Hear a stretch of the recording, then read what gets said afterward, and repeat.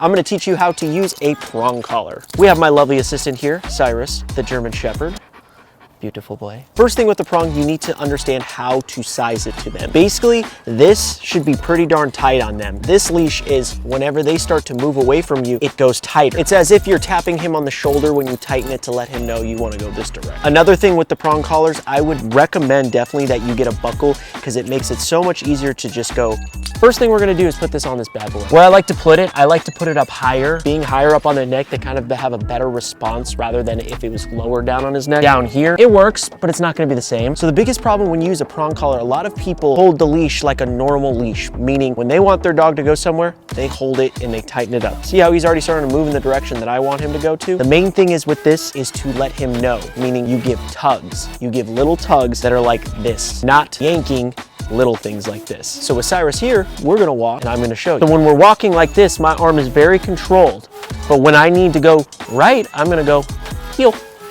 I'm gonna tug that way. If I wanna go left, I'm gonna tug this way, letting him know. The biggest thing is tugs, not pulling, because if he's pulling, he's like, what's going on? Who's, okay, something's wrong. Why are you holding it tight, Dad? Rather than relax like this, and I go heel.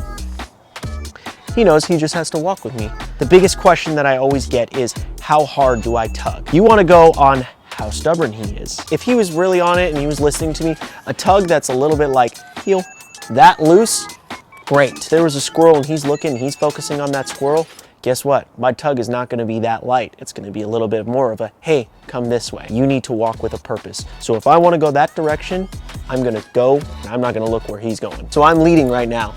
Now, if I want to walk into him, I'm also going to use my body. So I'm going to go walking into him. Heel. Good boy. Sit. It's all little tugs, not hard. And this is why prong collars are given a bad rap, because people use them very incorrectly. They are not to hurt the dog. They are to lead them. Thank you so much for watching. We'll see you in the next one. Heel.